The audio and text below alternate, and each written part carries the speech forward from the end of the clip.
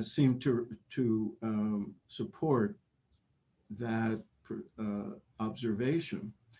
And it's always a delight to let people who care about these teachings know about how the impact that they've had. Both people of Hindu descent, what scholars call the inheritors of the Dharma, and people with Western heritage who are maybe adopters or just interested in the teachings for their own personal development. The teachings have come not only in the obvious ways through the luminaries that have come here from India, beginning with Swami Vivekananda and going on to Paramahansa Yogananda, whose biography I wrote, and all the other teachers who started to come in greater numbers in the 60s and 70s. But one of the things we talk about in the course, and I have to say, one of the reasons teaching it is in many ways more fun than writing about it, is I get to not only have dialogue with the students and hear their perspectives and experiences, but I get to play videos and show pictures of the people that who are the leading figures in this great transmission, Vedic transmission, I call it, from India to the West. And fortunately, we have videos and audio recordings of many of them. But one of the important things is it's about half the course, I focus on the leading figures from India, the great, the Yogacharyas and the Swamis and the gurus who came here, some who did not come here, but whose disciples brought their teachings here. But then we shift to the impact that Westerners have had in furthering the transmission, because what happens and has happened for over 200 years now is people are affected by the knowledge and practices they acquire through not just even before teachers started coming from India, through books, translations, and commentaries, and then later through the teachers themselves. But these Westerners absorb them, and it changes their lives, and they transmit it to others.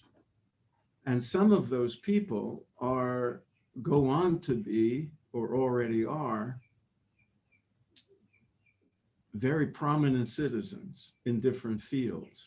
So we show how important thinkers in the West absorb these teachings from Ralph Waldo Emerson on into the present, absorb the teachings and integrate them into their own expertise, and then transmit them to the wider public, both in explicit ways and in subtle, implicit ways that you wouldn't recognize unless you knew what to look for.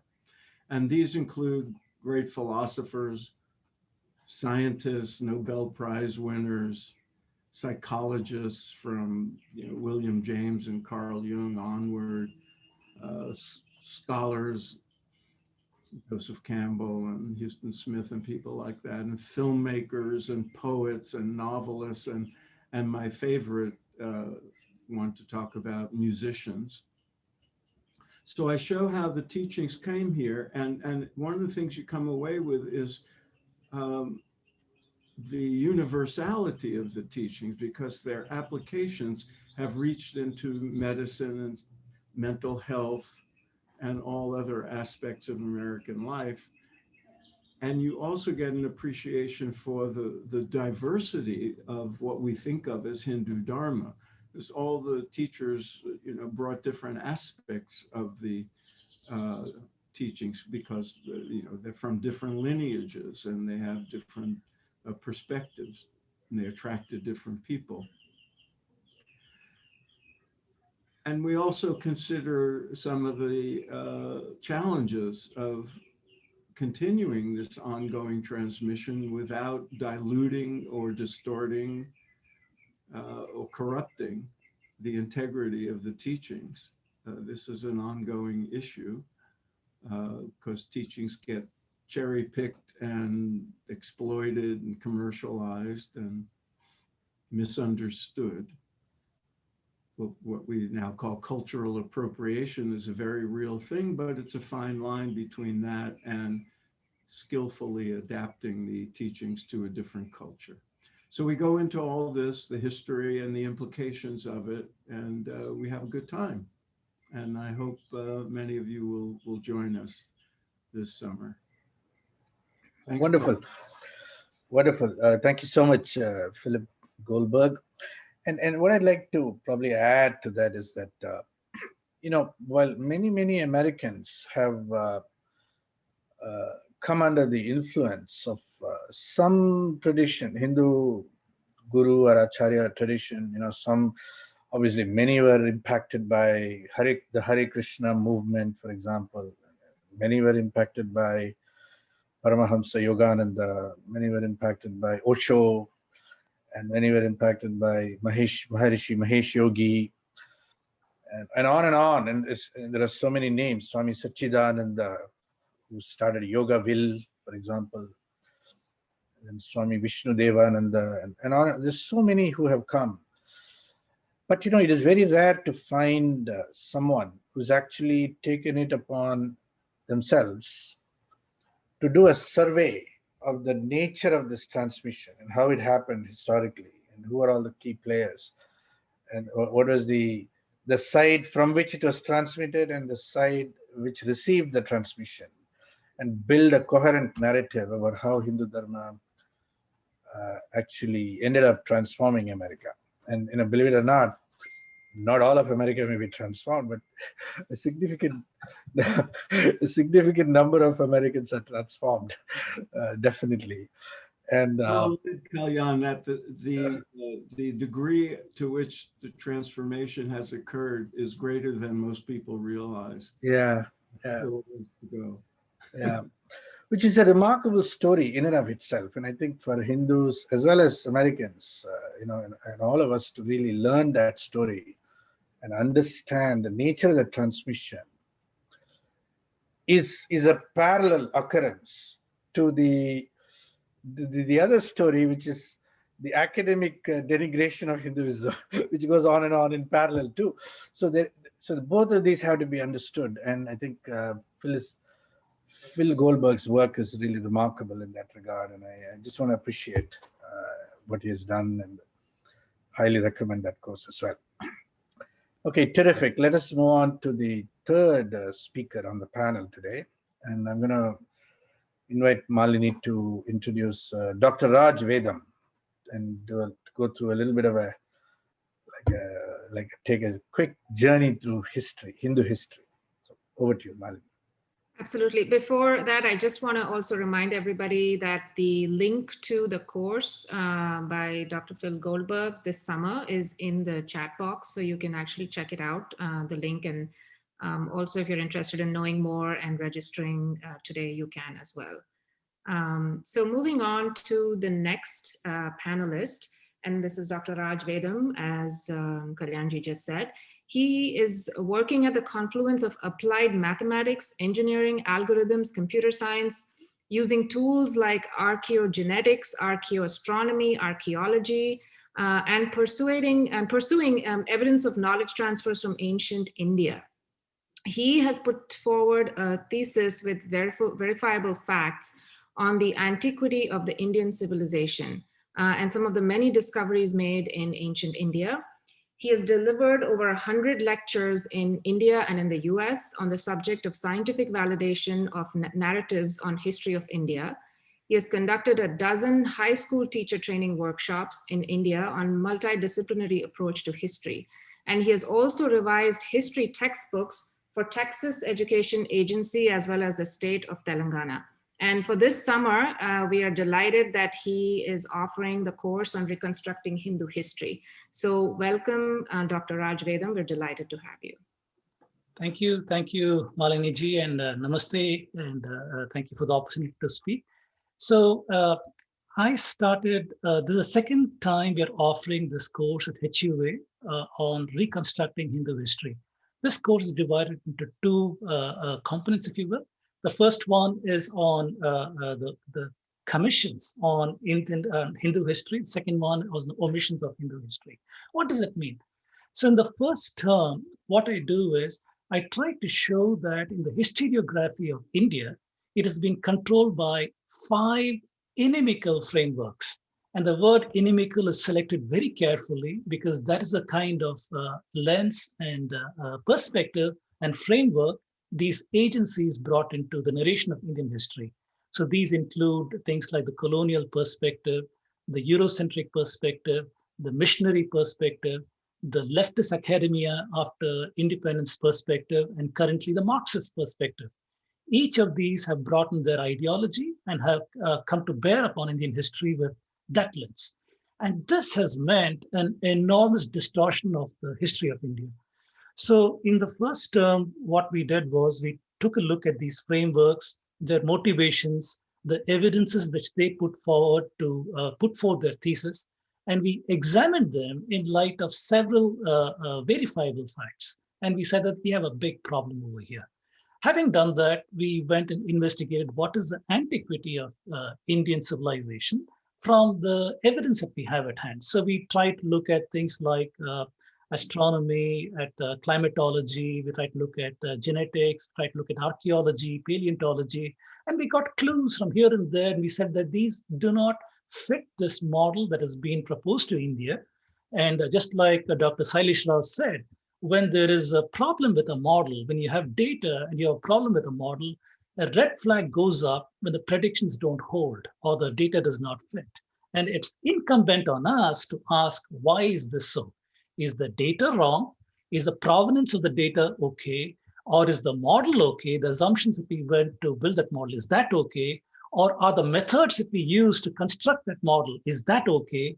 Or the inferences we take away from the model, is that okay? So we need to do the diligence and understand where does the theory break down in terms of the evidence that we have. That is exactly what we did the previous term, trying to see the antiquity of the Indian civilization in light of this multidisciplinary evidence, if you will. Now, there is a strange corollary to this.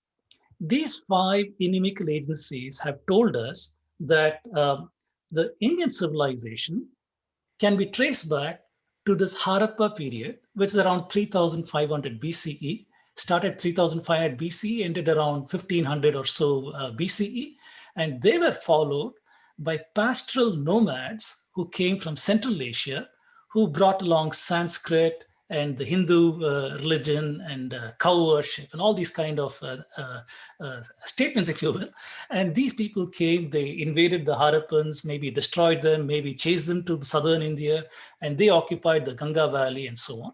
So the narrative states, yes, there was a civilization in ancient India, contemporaneous with Sumeria, contemporaneous with Egypt and so on, but we know nothing about them. They're an isolate. We don't know their language. We don't know their religion. We don't know what they look like, what they thought. It's just hanging over there with an outward facing. They're facing out of India with close links to Egypt, Sumeria, and so on, but nothing to do with India itself. And the narrative further says that because these pastoral nomads came and destroyed civilization, between 1500 BCE all the way to 300 BCE, India did not have civilization, according to this narrative. And they say India's, rather Magadha's contact with the Greeks is what brought civilization back to India. So this is the narrative with which our children learn in NCERT textbooks and so on. An implication of this narrative is that because the current civilization is young, inverted quotes, you do not have the gestation period for knowledge systems. knowledge systems that could have developed in, let's say, sciences, mathematics, astronomy. Therefore, you guys were great students. You learned from the Babylonians, you learned from the Greeks, you learned from the Romans, you learned from anybody who came and deigned to teach you their knowledge systems. You learned, but you did not have much to offer to the world. Unfortunately, this is the narrative that is present in our textbooks, in our popular media, in government, if you will, in the textbooks in the United States or in India or rest of the world. This is what you read. Where is the truth?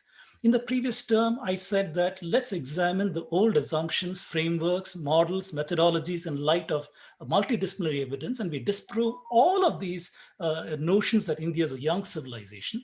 The corollary has to be answered. Then what about Indian knowledge systems?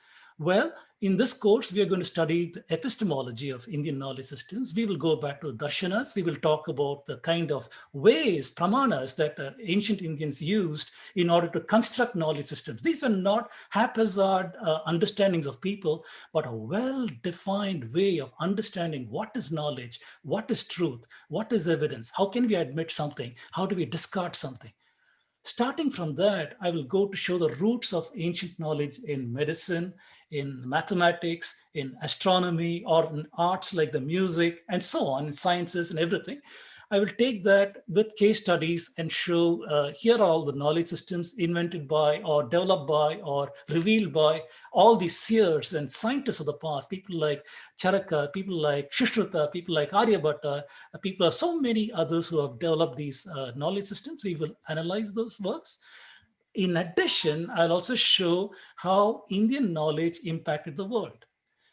Dr. Philip Goldberg talked about modern impact of Vedic knowledge on the USA. Now we go back to pretty ancient time. I go back to in the time frame of 3000 BC to about 1000 BC, and I show the impact of Indian knowledge systems on the Mitannis, on the Hittites, on the Egyptians. What echoes of Indian knowledge are there in those cultures? We find out that. Then we not only do we say Indian knowledge impacted that, we show the routes for knowledge transfer. If we say knowledge impacted, we have to say, what is the route for knowledge transfer? Who are the people who took that knowledge? What kind of impact did it have on the host population, on the recipient population? And we need to show all those things. So we will discuss the impact before 3000 BCE, all the way to the Mycenaean period, all the way to post-Dorian period, up to the Greeks in Pythagorean period, and post-Pythagoras will show the kind of impact India's had on that culture. Then we'll show during Alexandrian time frame what kind of impact did India have on the world. We'll show during Indo-Roman trade period what kind of impact did it have. We will discuss the Silk Route and we'll show what kind of knowledge was transmitted into various parts of the world and where is the evidence for that. Then we will show during the medieval time what kind of knowledge was transmitted and by whom. Then we'll go on to the Muslim period and we'll show transmissions during then. We'll move on to the colonial period and continue to show transmissions over there. So every aspect of this course will be evidence-based, where we will present the evidence, we'll see the existing hypothesis and the existing narrative, we'll critique that, deconstruct that, look at evidence and try to show where the knowledge is. So that in a nutshell is what we will do in the second part of the course. And in case you have a doubt whether you need to have taken the first part, I assure you that is not necessary. These two courses are independent. You could take them in independent sequence. In this sequence, I will have a summary of the antiquity of the Indian civilization and proceed with understanding knowledge systems, routes for transmission, and so on. So with that, I will stop over here, Kalyanji. Wonderful, wonderful, Raj. Great. So Raj, at least the way I've come to know him, he's an evidence person. He's an evidence man. So in other words, he's very cautious about making a claim without first advancing the evidence that supports the claim. And I think that itself is a good experience to have, because making an alternate claim requires that you either ignore evidence or selectively present evidence, or in some cases even make up your own evidence. And all possibilities are there today, but it's really great, because I think Raj has done the tremendous amount of diligent research to uncover the evidence, which can then be presented in the form of a different narrative about the Hindu civilization. So Raj, thank you very much for that, and I encourage everybody to consider his course. The final speaker will be Sri Krishna Kashyap, who brings a completely different passion to the table. And I've known him for several years now. In introducing Krishna Kashyap, I do want to acknowledge that he's been through a very difficult time right now. He and his family suffered from COVID-19. He was hospitalized. He went through a very difficult recovery period. He lost his father just very, very recently. And it has been a hard, difficult time personally for him. And I welcome him back into the conversation. He's back after almost an entire quarter. So with that very brief note, over to you, Malini, to introduce him. Yes, thank you so much. And as Kalyanji just echoed, thank you so much, Sri Krishna Kashyap, for being here. Despite everything that you've gone through, we welcome you. Just a brief introduction. Sri Krishna Kashyap is currently retired. He lives in India, after working in the US for almost 40 years in areas of technology and business. He has devoted decades to the study of Vedanta, Sanskrit, and yoga, and worked with many traditional teachers. Some of them are Mahamahopadhyay Sri K.S. Varadachar, Sri Sampath Iyengar, Mahamahopadhyay Sri Anantarangachar, Mahamahopadhyay Sri Korada Subramaniam. These are just to name a few. But he has worked with many such traditional teachers of Vedanta, Sanskrit, and yoga, as I mentioned. And he has focused on the true nature of Vedanta philosophy, highlighting the close relationship between the three main systems of Vedanta. And this is what will be featured in his course this summer, which is Advaita, Vishishtadvaita, and Dvaita. By exposing the major misconceptions regarding these courses, he also will, I guess, will talk about, are they mutually exclusive traditions or not? And welcome Sri Krishna Kashyap to the discussion. Thank you very much. Thank you all for a nice introduction. And so about this course I'm trying to teach. First of all, the name of the course is The Three Flavors of Vedanta. That is Advaita, Dvaita, and Vishishtadvaita. So are they reconcilable or not? That's a question. This is a 11-week course, I think, and mainly there will be like 10 lectures. Because of if I say this, that, oh, I'm giving a course on all these three acharyas' views on the Bhagavad Gita, people will laugh at it as, how can you do it? A single commentary on the Bhagavad Gita, say, take the commentary of Shankaracharya, it will take years to really complete. So what we are trying to present is an overview of all these systems on the Bhagavad Gita. We're taking Bhagavad Gita as a background information and then give the views of Shankaracharya, Ramanujacharya, and Madhvacharya on Bhagavad Gita. We chose these three systems because they're opposite to almost like very different from each other. And one says everything is Brahman and the world is sort of an illusion. And one says that there is Dvaita, that is Advaita. And Dvaita says, okay, there's always separation between Jivatmas and matter and Parabrahma. So this, or God in simple, in English, right? So there's always separation between matter, souls, and God. That's one system, that is Dvaita. And Vishishtadvaita is somewhere in between. So these traditions have sort of ruled the Vedanta systems not just this tradition, there are several other Vedanta traditions, like the Achintya Veda Vada from the ISKCON and the Chaitanya Sampradaya follow, and Shuddhadvaita. There are now a new Vedanta has been created sort of by the Swaminarayan Pantha. The BAPS portion of the Swaminarayan Pantha has come up with a slightly different view of Vedanta. So the Vedanta is a evolving field. And what we are trying to do is just to get an overview from these three main acharyas, because they are very traditional, and many other systems sort of depend on these systems. They have derived a lot of value from these three main systems. That's the idea. So I do come up in the first lecture, I will give an introduction of what is Bhagavad Gita and where did it come from? Where did the knowledge systems from India came from? So connecting to somewhat Dr. Raj Vedam was speaking about, 4,000 years ago, how did the Vedas come up? Who wrote the Vedas? Were they written? How were they written? And then came the ideas about Upanishads and the summarization of Upanishads into the Brahma Sutras and different views on the Brahma Sutras. And then the Itihasas and Puranas, that is Ramayana, Mahabharata, and those, and the Agamas, the worship, the rituals and stuff like that. There's so many things which have developed.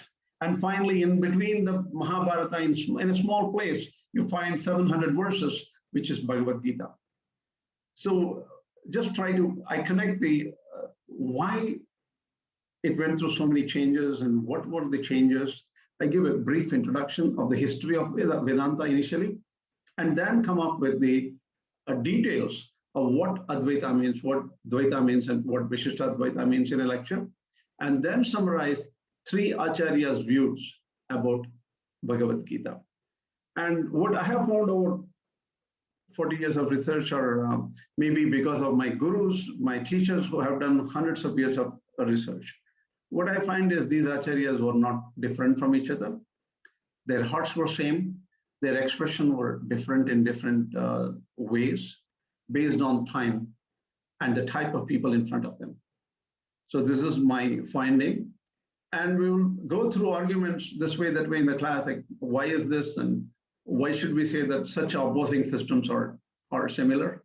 So we come through we come and figure out how much of commonality is there between these three seemingly opposing systems. So this is the overview. So in 10 lectures, we are planning to do this, which will be a massive task. I'm offering this course for the first time. And I think it will be very interesting. The journey will be very interesting. And I'm sure by going through this course, one will understand that Vedanta is a common system. Let me give you just a few lines, a few points here. See, if you look at the whole of Quran, it's about 6,000 or 7,000 verses. If you look at Bible, it's about some 7,000 or 8,000 verses, somewhere like that. The Old Testament is probably like 25,000 verses. And the Buddhist scriptures is about 11 times the Bible. I'm not exactly sure the whole of the Bible or only the portion of the Bible, something like 11 times the size of the Bible, right?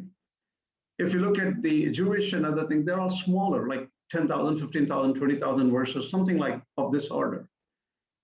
In the Hindu system, Mahabharata alone is 200,000 verses. If you put the Puranas, it's about 400,000 verses. If you put all the Vedas and other things into it, it's 1 million verses.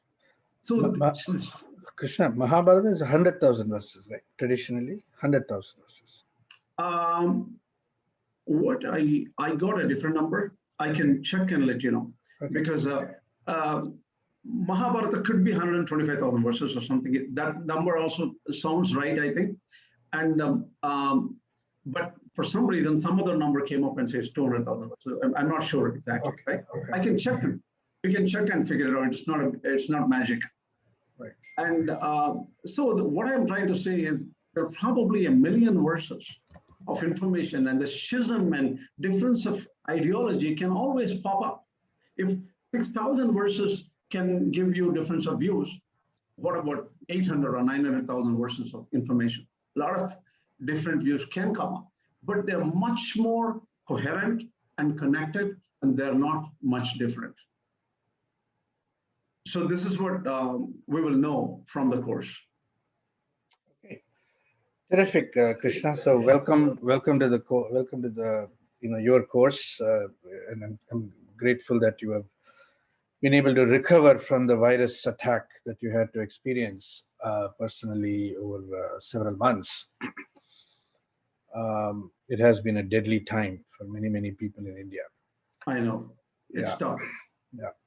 So now, first of all, let me make some generic remarks. Krishna's work is very textual. He'll go into deep Sanskrit. He's very learned in Sanskrit. He's engaged with many traditional Sanskrit scholars and acharyas. So you can count on a certain amount of sort of traditional rigor in his course. Now, all these courses are available for registration, open for registration now. You just have to visit the website and find the course, and very easily you can, find your way to registering.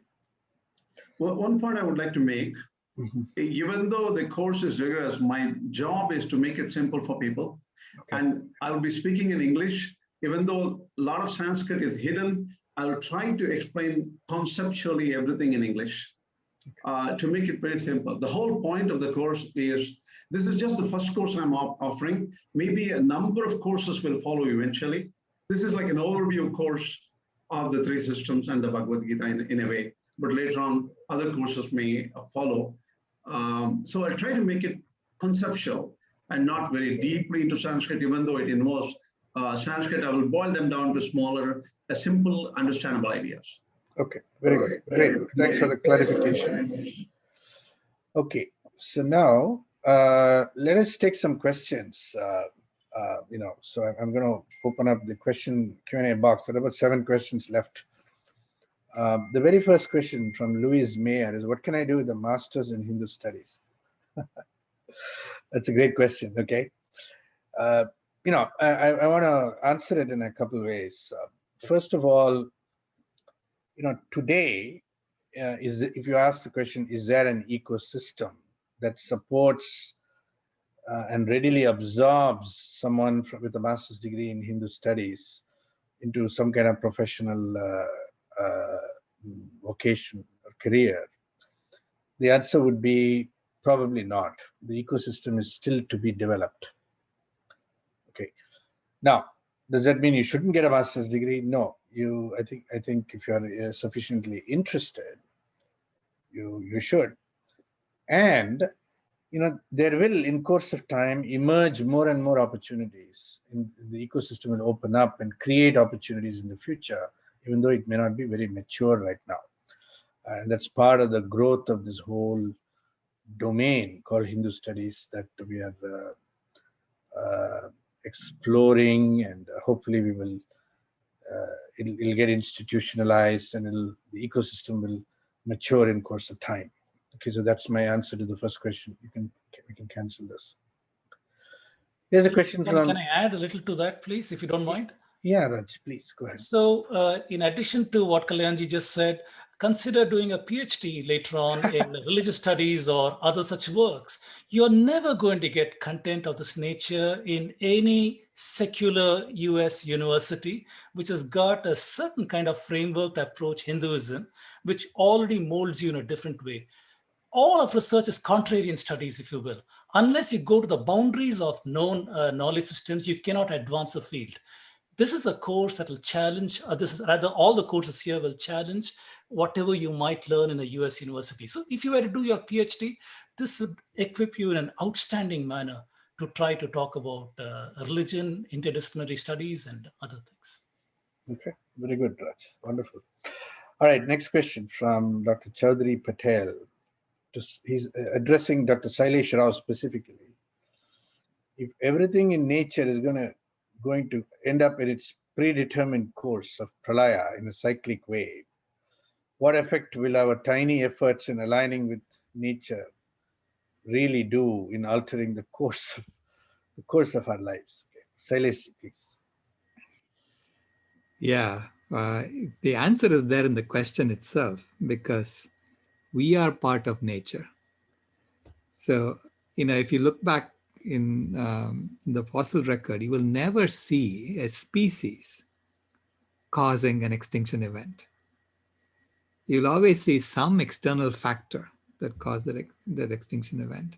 So if we say, well, this is the way it's supposed to be, and we are just going to go along, well, consider yourself to be part of nature. And if you're part of nature, you have a choice at any given point in time, whether to be a Kaurava or a Pandava. So this is the choice you're facing right now. We have a Kaurava civilization. So can we build a Pandava civilization? That is the question. And that is something that we are exploring here. I mean, and the answer is yes, we can build a Pandava civilization. We can build a civilization that is actually in alignment with nature, and as a result of which, every human being leads their ordinary lives and the planet thrives. And I think we owe it to our children and our grandchildren to create such a civilization right now, because we are the only generation that can do this. If we continue along the same path and we wipe everything out, they cannot survive on this planet. We know that. So let's get to work. Okay. All right, great, terrific. Next question is from somebody called Bhadra. So the question is like this: as I understand, American Veda is the ancient Indian Veda as understood by Americans and transmitted to other Americans. Please elaborate the purpose of calling it American Veda. Philip, over to you. This is one of those moments where I wish I'd used a different title. I ran, when the book came out, I got some angry emails from India, sort of, how can you call it American Veda? Veda is not American. And it's usually from people who haven't read my books. So, I called it American. It was actually my editor's idea to call it that, and I never had a better title. The idea was to sort of capture that Veda, the Vedic wisdom, has come to America and is taking on a distinctly American form.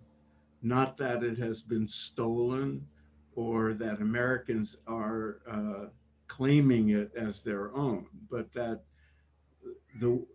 it was meant to capture the feeling of Veda coming to America and becoming part of American culture. It was not meant to be taken literally. Yeah. Okay, wonderful. So let's take another question. Jayana, I'm not getting the full name here. Using the methods you enunciate here, what do you think of Isabel Wilkerson's cast, The Origin of Our Discontents, as she presents our ancient Indian tradition from a partial understanding of our ancient and evolutionary and evolving community structure? Can you comment on it using constructing and deconstructing method? Well, very simple. See, the word caste itself is a word that is not Vedic or Hindu. That's the first point to recognize. The caste and the enormous baggage that the word caste carries with it is of a European origin, which was imposed upon India to describe something that the European writers felt that they understood in terms of a language that they brought with them. There was a Portuguese word casta, which morphed sometime during the 1600s into the English word caste, and that was imposed upon India. Now, the caste system really took shape in the British imagination in around 1871 onwards, when the national census created by the British started attaching a caste label to every single human being in India. That went on for about 50 years continuously with every decennial census. And so the caste system, as we understand it today, evolved through a European attempt to understand the social order of India. Now, really, the social order of India must be understood on its own terms, which is Varna and Jati. The exploration of that is a whole subject matter in itself, and Hindu University of America will offer a course on this topic, on this theme very soon, hopefully in the fall quarter. But does Isabel Wilkinson understand all this? Does Oprah understand all this? Not at all. Okay, so when they talk about caste, they're talking about a European narrative about a Varna Jati system, which they created, which they made up to describe that order, which they think is the definitive discourse on India. And that whole thing needs to be unraveled so that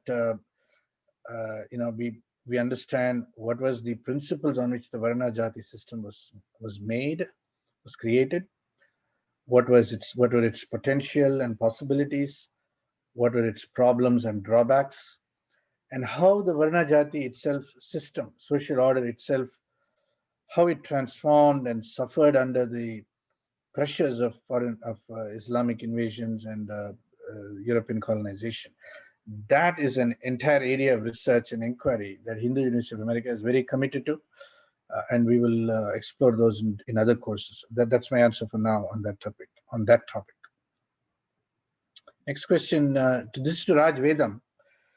Have you published all the evidence you found as a book, as in the in various publications, Western or established historical, cultural, media publications? Have you done it, Raj? So that's a good question. So publication is an ongoing process. One has got to realize that when one questions the foundational frameworks, one would have certain problems in established peer-reviewed works, because peer reviews are only equipped to study the deviations from current theories and where the corrections are. So if one were to come with a revolutionary theory, our systems cannot easily accommodate these kinds of things in the traditional peer review system.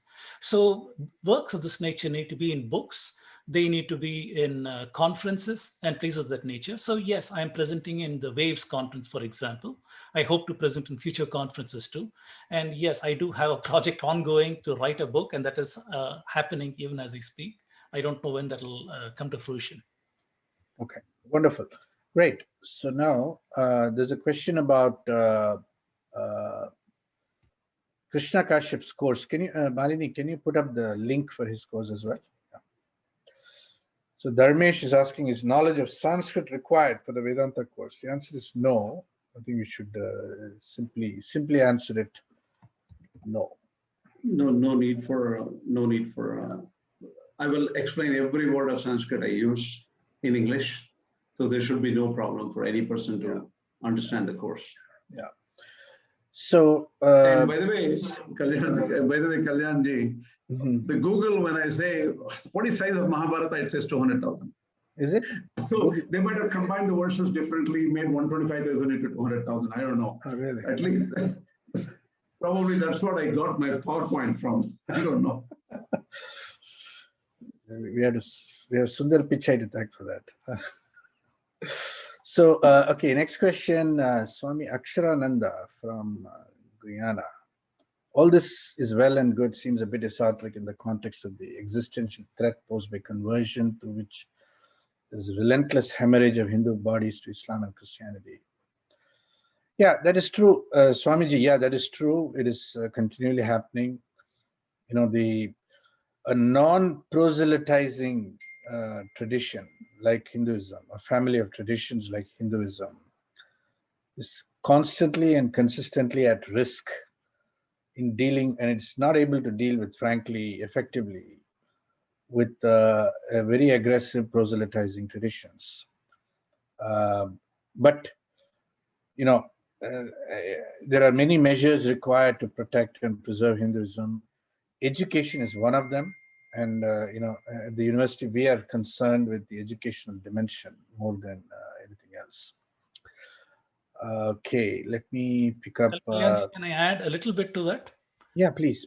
Yeah. So in response to Swamiji's question, so in my course, we try to see that traditionally Indians have been seekers of knowledge in opposition to the Abrahamic thought systems, which makes one a follower. A follower is not epistemologically equipped to question the truth. One has got to accept whatever is the dogma that is given to you. Otherwise, you're on the boundary of blasphemy versus saved, unsaved, and so on. So here you're at a point where you can question everything. So in the courses offered over here, we try to make sure that we understand how Hindu knowledge systems progress, the frameworks, why has Hinduism been boxed into this corner, these narratives put on it. So the first step towards constructing your identity to take back the narrative is knowledge. So we are seekers. We go after the knowledge. We say, this is where the facts are. And once you know the facts, you can construct your identity and take it back. So we'd like to equip whoever takes this course to say, yes, I'd like to have a conversation with you and see, this is my identity, not the one you're attempting to thrust on me based on the frameworks that you have. If you attempt to do calling me casteist or calling me that and this, I will tell you which framework you belong to and the spuriousness of that framework, and how with knowledge you can wipe all these things out and say, this is my identity. Identity of my civilization is as a seeker, to seek what is the ultimate reality. Who am I in relation to the ultimate reality? So the course leads to questions of that nature. Thank you. Yeah, terrific. Next question, let's pick up. Is HUA accredited?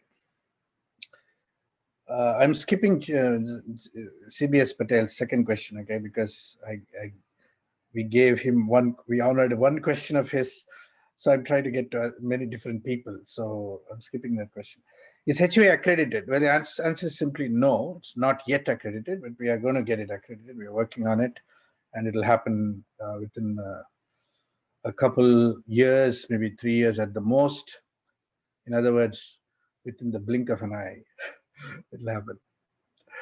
Okay, next, how to correct misconceptions on Hinduism floating in the current media? Well, there's a lot of work to be done there, and obviously Bhavani Srinivasan, our answer is, first step is, get involved in getting educated yourselves, educating our people, and so they can sort out, as Raj was framing his answer, we have to seek out the truth about these matters. And in order to seek the truth nowadays, you have to penetrate, unfortunately, a lot of propaganda. That's we have arrived at a point in time when marketing, propaganda, social media has come into a sort of a confluence where, literally speaking, it is possible to impose a falsehood on a vast numbers of people who are unsuspecting and are unable to make a distinction between what is false and what is true. Okay, let me see. How much homework is required for Sri Krishna Kashyap's course? Yeah, really, that's my focus is on the lectures. If you really understand the lectures, there will be quizzes, and the quizzes will not be difficult. If you understand the lecture, the quizzes are easy, right? And there will be about a paper to be written at the end of the 11 week. It will be just, you can write a small paper or a big paper. That's not very important. The content and the main principles you understand is what is important. I would say, don't worry about how much work you have to do, but attend the lectures, you will understand a lot. Okay, terrific, Krishna. Thank you. Okay, there's a comment, Krishna. It looks like Google is saying 100,000 shlokas, 200,000 lines in the Mahabharata. Okay, makes sense. Maybe. Okay, Buddhism studies and Vedas. Yeah, so we will in the future explore the similarities, differences between the Dharma traditions themselves first, and then of course comparative religion more generally.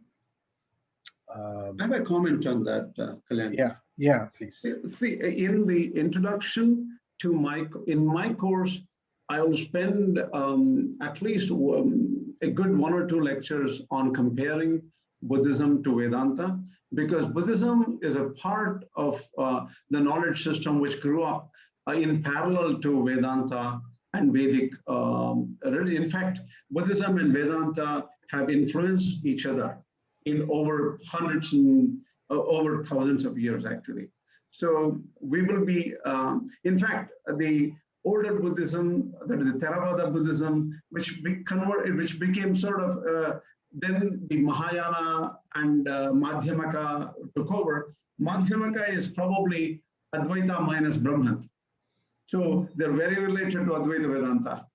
So there's a lot of commonality and principles and ideology between these systems. And we will definitely study a lot of them while studying Advaita and some initial portions in my course. Okay, terrific. Great. Can I teach at other universities with a master's from HUA? Well, I think you may be able to teach at community colleges probably, but most universities will require a PhD, is my impression, to teach at a graduate level. Michaela Shepard is asking, can these courses be taken only using a tablet or the paper? See, they are not paperwork heavy at all. I think you can, today everything is digital, and HUA is a digital university, in its conception. So therefore, it should be possible to take these courses with a tablet and laptop and so on and so forth. Some graduate level courses require you to buy some textbooks, which will be used during the course, and that would be appropriate. And I'm sure you can get Kindle versions, which are also digital. So, there are a lot of digital possibilities here. Okay, so that is the webinar. We've exhausted all the questions. I'm just going to open the floor up for any direct comments from the faculty, or any questions or observations they want to make about each other's courses. We'll have a few minutes of open time on the panel, please. I wanted to respond to something Raj said. He characterized the Hindu tradition as one of seeking, as opposed to following dogmatic creeds and doctrines. One of the ways that American spirituality has changed in the last 30, 40 years especially, and you see this in data, in scientific studies of religious attitudes, is people becoming less associating their spirituality with a particular dogma or a particular religion, and more identifying themselves as seekers. And to me, that's one of the ways that the teachings, both of Vedic teachings and Buddhist teachings, that spirit of seeking, of individual search for truth, has entered American culture, and it's one of the ways American culture has changed. And seeking the truth has become, spiritual truth has become sort of more and more a part of the American way of being, and that's the point you're making. Yeah, wonderful, excellent. And not just that, as a scientist, I don't see my role as anything else but to uncover the working of nature, of reality that we perceive, trying to understand what it is. If I did not apply these methods in my life and principles and my philosophy, then I guess I'm being untrue to my sciences itself. So even as a scientist, that's exactly what I do. There is no discordance between science and philosophy. That's a central message to come out of this. I completely agree. I completely agree. Go ahead, Mr. The gurus and swamis who came here had that same attitude, and if they didn't, they would not have had an impact on America. Americans would have seen them as proselytizers, and whereas they were presenting a kind of scientific orientation towards spirituality. By the way, I just want to make a point. See, Vedanta is science. In Sanskrit, we say science as Vijnana. In fact, there's a famous verse, Vedanta Vijnana Sunishchitarthaha, in Sanskrit, that basically says that but only thing is, in science, it's focused on the objects and the visible universe in the external universe. In Vedanta, you take into consideration the seeker, the knower, the experiencer, the feeler, and the power behind the entire universe, which they call Brahman. Obviously, all of us are speaking, all of us are, our blood is being pumped without our knowledge, by our minds and neurons are working. There seems to be something in this universe which is making all these things happen. So the Vedanta has gone into that science, and also more about the inward focusing Atman and Paramatman within, and the nature of mind, where, to find happiness. What is the purpose? The purpose is to find happiness. That's all. And live in harmony. And live in harmony with each other. Yes. Why is this microphone doing this? Okay. All right. Any other comments? Anybody?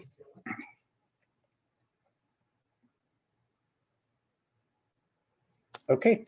I think we've come to the end of the webinar. I want to thank everybody for attending, all the faculty for participating, and invite people who are interested. Are we going to put up the survey now, Malini, please?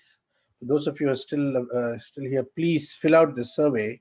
Yeah, so I just wanted to say that there is a poll. I mean, as you saw, that there are 4 courses that each of our panelists are offering this summer. So I'd like all our attendees to actually answer the poll that is up there right now, so we can have an idea, if you're interested in the course, you have questions, we are open. You can actually do this from our website if you're interested. I posted the links on there, and if you still have other questions, you can contact us. You can talk to somebody and get your questions answered. So there's some time left for you to finish answering. I'm going to leave it up for a little bit, a few more seconds actually. And then I also wanted to really thank everybody, because this has been an incredible conversation, the confluence of modern thought, Hinduism, science, Hinduism, as you heard, Vedanta, Hinduism, Vedanta science, and some of the inward, outward discussions that you just heard. So definitely very insightful. As you can see, we have some really, really esteemed people that are going to be teaching our courses. So take this opportunity and make sure that you sign up. And if you have questions, again, we're here to answer them before we start our summer quarter. So the questions basically say, are you interested in a course? And you can answer no, should be fine. And if you didn't answer at all, it's sort of like a no. So we'll assume it's the answer is no. Okay. So please, it won't take more than 30 seconds to really do 4 clicks on this on the poll. We will take it down in a minute. With that, I want to say thank you to the faculty. Thank you very much for joining today's session and participating with each other. And by the way, this format of having multiple faculty in one webinar, is that working? That's one of the experiments we're doing here now. What do you think? This is a question for the faculty here. Yeah, I enjoyed it. So this way I get to see all the other faculty members. That's and right. know what they're teaching. Yeah. I learned a lot myself. Yeah. I mean, it's not normal to have multiple faculty teaching very different courses together on the same panel. And I think even for the faculty, this is probably a new way of getting to know some of the other people involved in the university. Okay, so Malini, can you put up the results of the poll? Yes, can you see it? Yeah, no, we can't see it. Oh, sorry, 1 second. There you go. Are you interested? Okay. Keep going down. Let's see.